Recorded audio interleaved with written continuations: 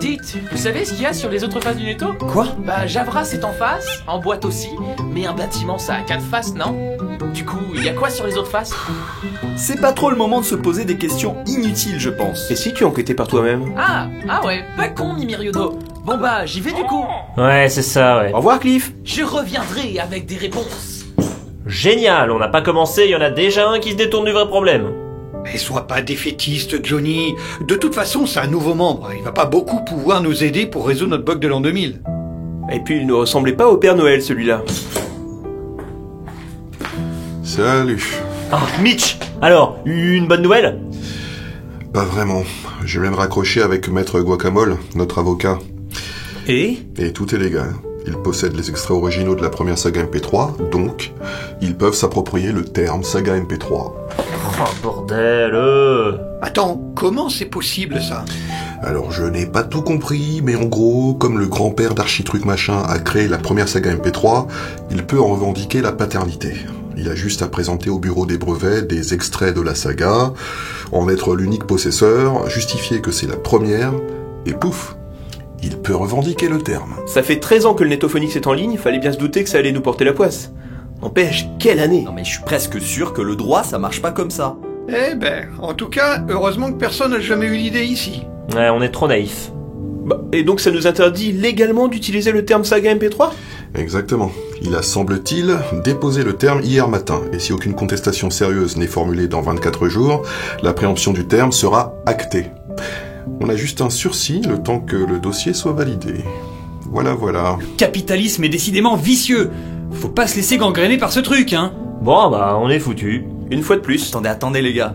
On pourrait pas tout simplement... Ah, oui, Cladol? Une idée lumineuse? Arrêtez-moi si je me trompe. Mais il ne suffirait pas tout simplement de changer de terminologie et de parler de fiction sonore plutôt que de saga MP3? Non?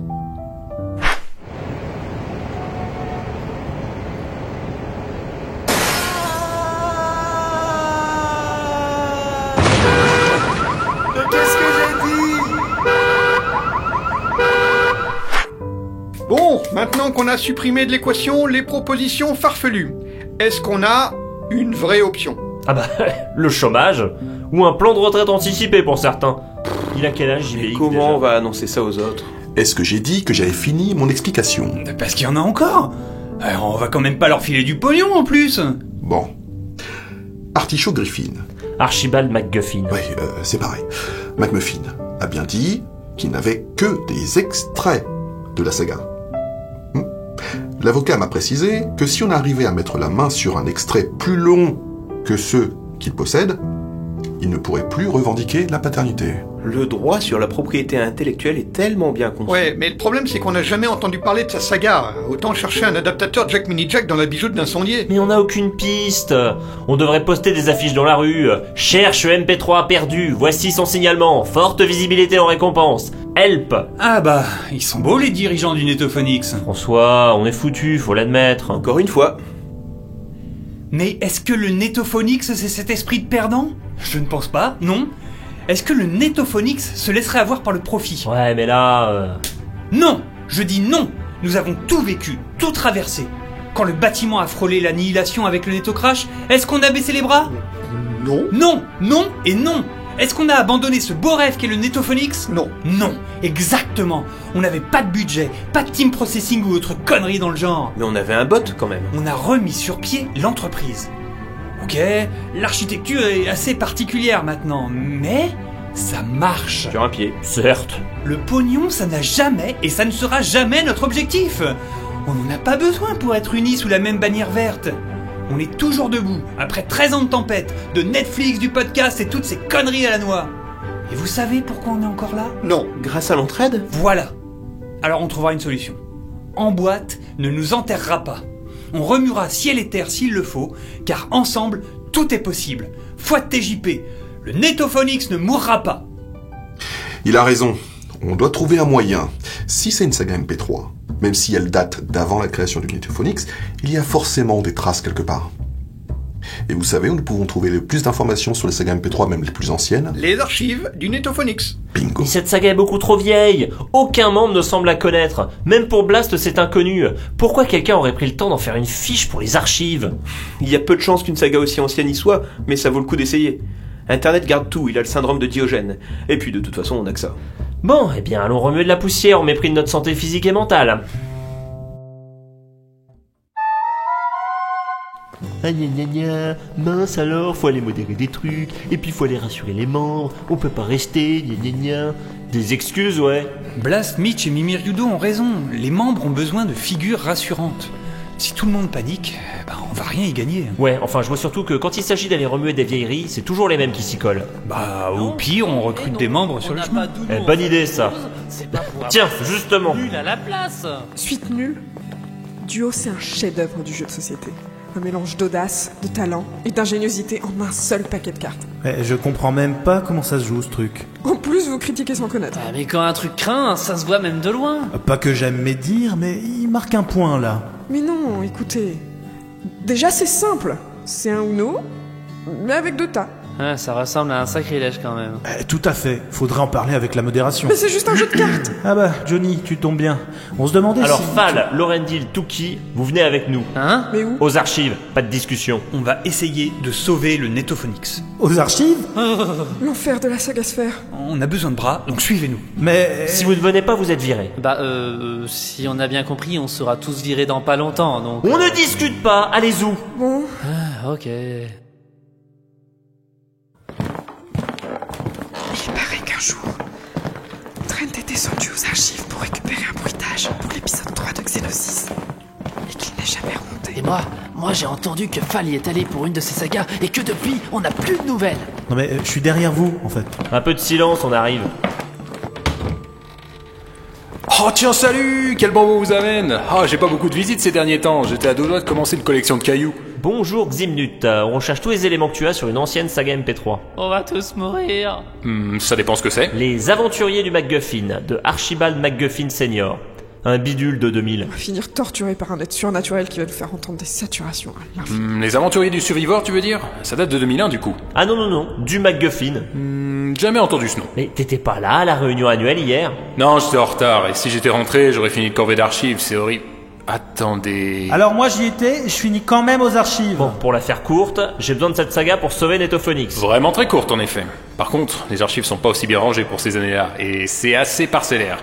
Pour rappel, le Netophonix a été fondé en 2007. Merci, je suis au courant, mais pas le choix, c'est notre seul indice en fait. On a une salle pour les sagas d'avant 2003, mais c'est un bazar monstre, on sera pas trop de 6 pour tout fouiller. Et ton boulot, c'est pas de ranger tout ça, justement? Bah, personne va jamais consulter ces vieilleries, pourquoi j'irais perdre mon temps à ranger ça? Pas faux. En plus, ces sagas ont quelque chose de dérangeant. Quand on les approche, c'est particulier. C'est ce que je disais. On va mourir. Bon, arrêtez de pétocher pour de vieux CD-ROM et des disquettes de 3 pouces et demi. Elle est où cette salle? Suivez-moi. Bien. Par où commencer? Normalement, c'est séparé par année. Comment ça, normalement? Plus c'est vieux, moins c'est bien rangé. Et surtout pour les sagas datant d'avant l'entreprise. Et pour celles-là, on n'a pas forcément toutes les infos. Parfois c'est des vieux machins rapatriés d'autres entreprises de saga MP3 qui n'existent plus, genre Land du MP3 ou Tourme. Ah oui, ça nous rajeunit pas. Fais attention aux champignons, il y en a partout sur les étagères. On va surtout attraper des maladies avec cette histoire. On retombe sur des vieilleries sans nom ici. Regarde ça, l'aventure du cristal cramoisi. Un épisode. Ça a l'air bien pourri. Touche pas à ça, on n'est pas là pour se moquer. Plus tôt on trouvera ce qu'on cherche et plus vite on sera sorti. Mais du coup, je me disais... Oui, quoi encore? Archibald MacGuffin a bien dit que c'était son grand-père le créateur de la saga. Bah, je crois, ouais. En 2000. Et son grand-père, il devait avoir genre... 50 ans. La saga MP3 serait donc un truc de quinquagénaire à la base. Bon, on verra les aspects techniques de l'histoire de la saga MP3 quand on aura trouvé celle qu'on cherche et qui va sauver notre entreprise. Alors tais-toi et cherche. Mais la saga MP3, c'est un truc de vieux, en fait. Je l'ai! Ah, bah il était temps. Nickel. Alors on a quoi comme info? Ah, vous allez être déçus. On a juste à disposition une ébauche de page NetoWiki, pas mise à jour depuis 2007. Quelqu'un a dû entendre parler de la saga à cette époque, créer un bout de fiche et ne jamais la finir faute de temps. Mais donne-moi ce truc. Alors, nanana, blablabla, McGuffin, 2000, ouais. On n'apprend pas grand-chose qu'on sache pas déjà sur la saga, en effet. Pas d'enregistrement disponible, je suppose. Tu supposes bien. Alors on peut sortir d'ici? J'aimerais bien revoir la lumière du jour. J'ai pas survécu à une pandémie pour finir aux archives. Bon, eh ben c'est foutu, on est mort. Attendez, celui qui a créé cette fiche y a précisé la durée des épisodes. Il te fait donc bien y avoir un exemplaire de la saga dans son lecteur MP3. Ou un baladeur CD, plus probablement. Probable, sinon il n'aurait pas pu renseigner l'info. Or, chaque fois qu'une fiche est modifiée, chaque membre doit le signaler. On a la liste complète des personnes qui ont modifié la fiche, donc il y a un de ces types qui a forcément eu la saga en sa possession. Je sens venir la corvée de merde bonus. Mais oui, il faut juste qu'on trouve ces types. Avec un peu de chance, ils bossent encore ici. Les signalements sont là. 3 noms. Vas-y, balance. Alors attends, je ressors mon PDA. Vas-y. Ouais, bon bah moi je vais voir plus loin si j'y suis. Hein. Alors, Xerox de Massy. Arrivé le 4 février 2008, a quitté l'entreprise le 6 février. Encore une PPP d'économiser, tiens. Bon bah j'imagine que ce sera pas lui notre sauveur du coup. Final Fantasy. Proslen. Qu'est-ce que ça fout là? Arrivé le 8 avril 2008, nous a quitté en 2009 à cause d'un déménagement à Limoges. C'est drôle ça, la procellène de Limoges. Et le dernier, j'arrive pas à lire son pseudo, c'est tout effacé. Il a juste indiqué que certains bruitages avaient été enregistrés à Bruxelles. Comment? Plus la fiche, C'est moi ou on est toujours dans la purée là? Bah on n'est pas plus avancé quoi. Ah, mais tout peut se trouver, c'est Internet. On va bien réussir à avoir un indice, quelque chose, non? Il faut sortir. Ici? Ouais, ça pue le renfermer. Un peu de respect pour mon lieu de travail. Les champignons sont des eucaryotes comme les autres. Non mais je veux dire, dehors, partir à l'aventure, retrouver ces gens. On peut les appeler sinon? T'as leur numéro? Ouais voilà, c'est bien ce que je pensais. Attends, tu proposes une chasse au trésor géante là? Exactement, il faut qu'on sorte, qu'on interroge les gens, qu'on enquête. Cette saga est forcément en train de moisir dans un baladeur MP3 ou CD quelque part. Tu l'as dit toi-même François. Mais ça pourrait prendre des mois. Johnny a raison, on n'a pas de meilleure idée. Je vais continuer à fouiller dans les archives pendant que vous enquêterez. De mon côté, je vais voir si je peux trouver un moyen de ralentir les gars d'en face. Parfait. Donc Lorendil Toukifal, vous serez en charge des 3 groupes d'exploration et d'enquête. On me parle? On n'a pas encore dit qu'on était d'accord. Parfait. Je vous accorde 2 jours pour réunir une équipe et vous vous séparerez sur les 3 indices qu'on a. Lorendil, tu pars à Bruxelles. Ah ouais, donc mon avis, littéralement, on s'en fout. Hein. Touki Alors Bruxelles, quoi. à Limoges. Oh, ce sera l'occasion de faire du tourisme. Et Fal à Massy. De quoi? Attends, mais vous êtes fous, mais c'est super loin. Rendez-vous le 4 à 8h30 avec vos équipes sur le parvis du Netophonix. Chef, oui chef. Bon bah, c'est ok, j'imagine. Attendez, j'ai raté un truc là, non? Tiens, ça capte même ici. Ah, excusez-moi. Johnny, j'écoute.